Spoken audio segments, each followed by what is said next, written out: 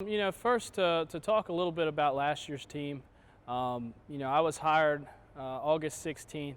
School started September the 8th. So, only had about 3 to 3.5 weeks to kind of get together a full team. Fortunately, we got some guys who had some talent, who were able to come in and step in and play right away and play big roles. There were only 5 guys returning from the previous team. I brought in 13 in that short amount of time, so it was kind of figure it out on the fly. I mean, it was my first year as a head coach at any level, so I had a lot to learn. I had a lot to learn, not just, on the court, which I obviously did and I still do, but I also had a lot to learn off the court, the daily, operations, the daily functions of what goes into being a head men's basketball coach at the junior college level. So it was, it was kind of a whirlwind. It was a good year. I had a lot of fun. They say you always remember your first team, and definitely will remember that team. We had a lot of highs, and we had some lows. We had some games that we wish we had back, and I think that goes somewhat to the inexperience of the team. The inexperience of myself certainly would do some things differently. If we probably had to do it over again, but it was a successful year. It was a good starting point. And looking forward to this year, I had a full off season to recruit. I had a full off season to kind of reload, and as soon as that final game, as soon as we lost that region quarterfinal game to Montgomery on the road, and in a game that we probably shouldn't have lost. We couldn't quite get over the hump and hit a shot to kind of put them away. We had a couple leads, and we just didn't do what we needed to do to finish that one off and get back home to the region semi and the final game. So, we lost too early. We lost too early, and from then on it was just doing whatever I could. It was almost an obsession. It was almost a frenzy, to try to get better and to try to get better at every position, to get bigger, stronger, faster, more athletic. And higher skilled. At the junior college level, it's a 2-year school. We had a lot of turnover. Right now, we only have one guy that's rostered, A.J. Crosby, who played any minutes at all last year for us. He played first semester only. So as far as the second semester goes, it's a brand new team this year. AJ's back, and he's really stepped up.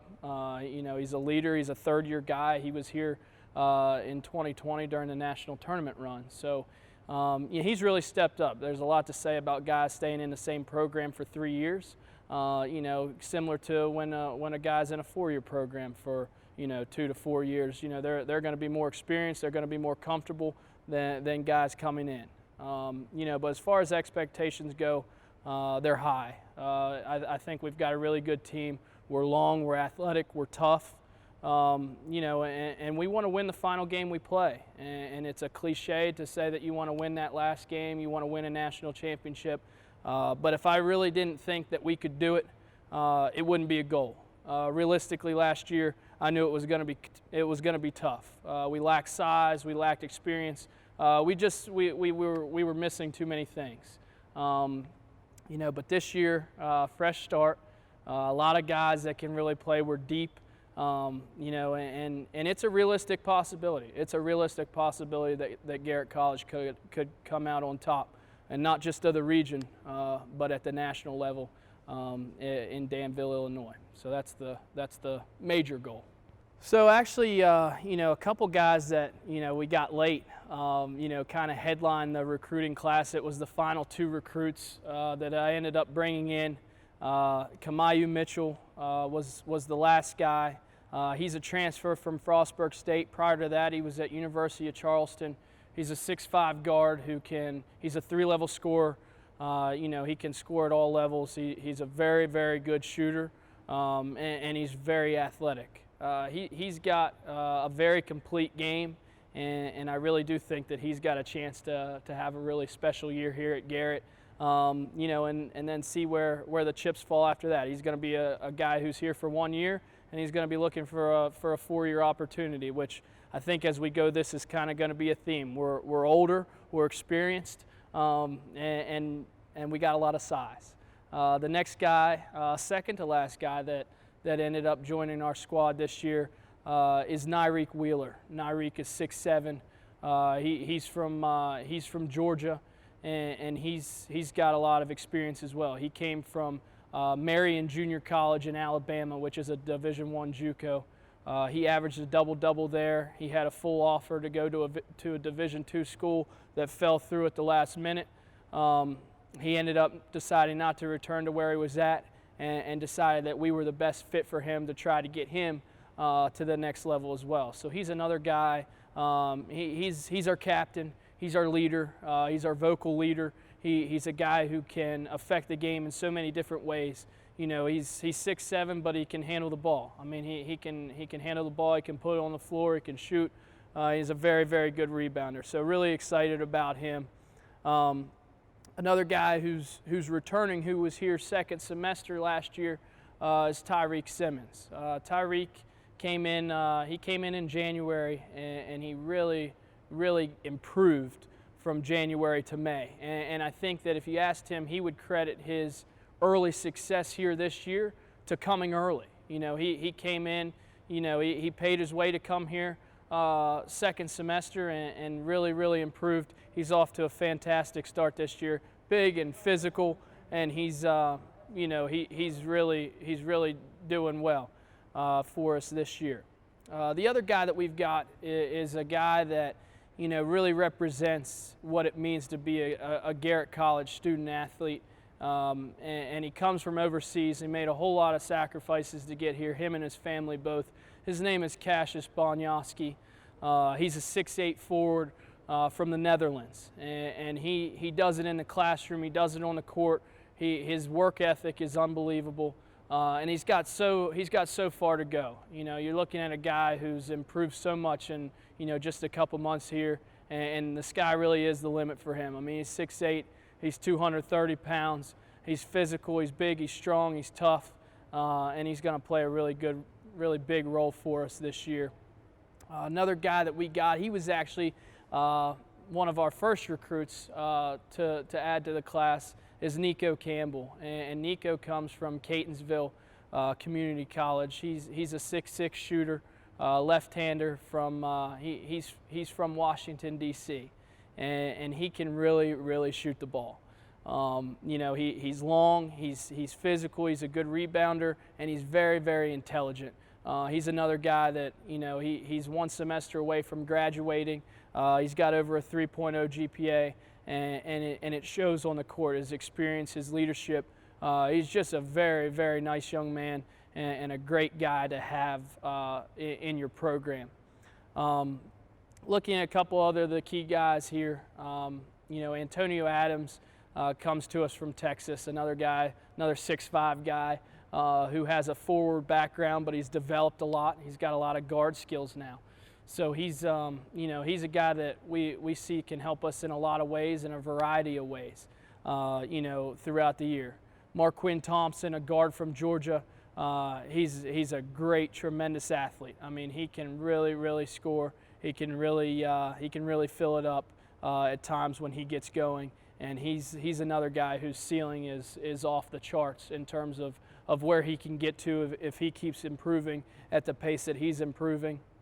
And Robert Smith. Rob's a guy, Rob hates to go by Robert, so he's going to yell at me, but Rob's a guy who, he's a 6'4" guy from he played at Spotswood High School in Virginia, and he was on scholarship to play football at Shepherd.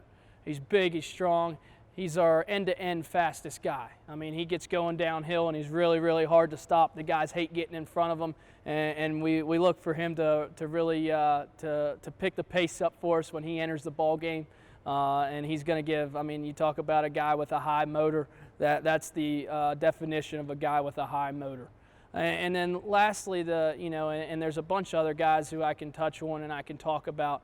You know, but Corey Mitchum is a guy who has made a lot of sacrifices to get to where he's at. He's a local guy.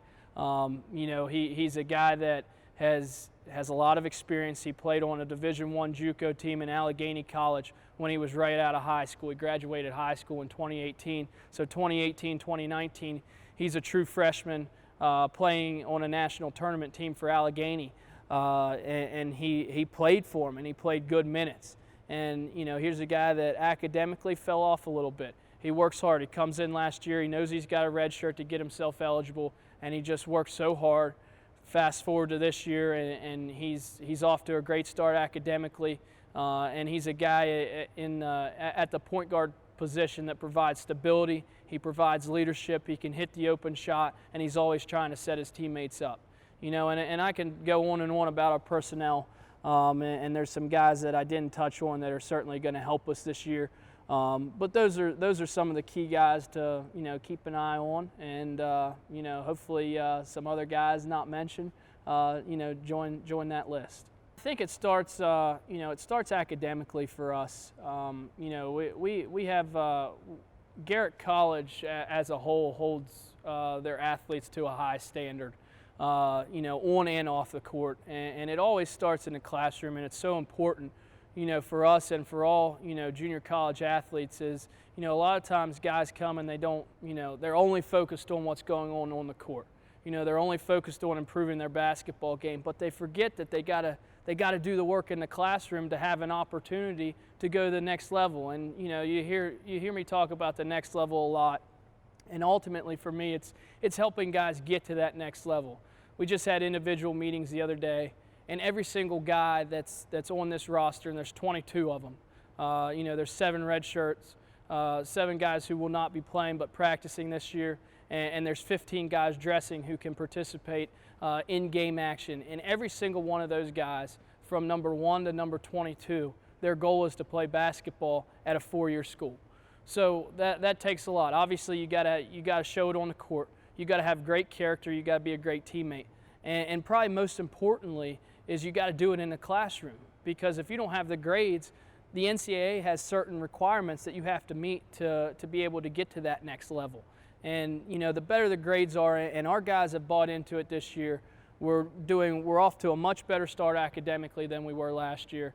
And it's translating in here. Guys aren't missing time because they're trying to catch up on schoolwork. We're not having to deal with some of the issues that hurt us last year to start the season. We've got a lot of guys that are bought in. And that's what it takes to be really good.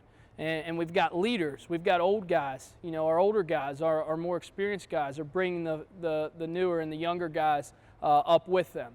And that's been the key to our success in the classroom. So academics is a huge goal. We want to have a high team GPA, and we want to graduate. Our young student athletes. And as far as on the court, we just want to be the best that we can be every single day. And if we're doing that individually and as a team, the results, the win-loss column is going to take care of itself. Obviously, we want to win every tournament game that we play in, whether that's an opening season tip-off tournament that happens to be next week, whether it's the WPCC conference tournament, whether it's the Maryland JUCO conference championship.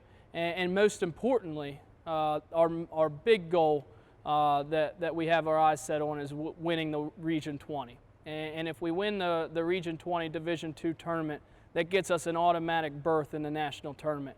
And it allows us to compete for our ultimate goal. And it also allows our guys to be seen on a national stage, when the lights shine the brightest and the most people are watching. So that's, I think that pretty well sums up our big picture goals of what we're trying to accomplish this year. Without giving too much away, last year we had a whole lot of talent on the perimeter. We were small, we were quick, and we could really shoot it. This year we're a little different. We're more experienced, we're bigger, we're longer, we're a little more athletic, and as a team we might not shoot it quite as well. We've certainly got guys that are very capable, but we're gonna get the ball inside more. I mean, obviously, we've got to get it in there to be successful. And the other big thing that we're gonna do is rebound better.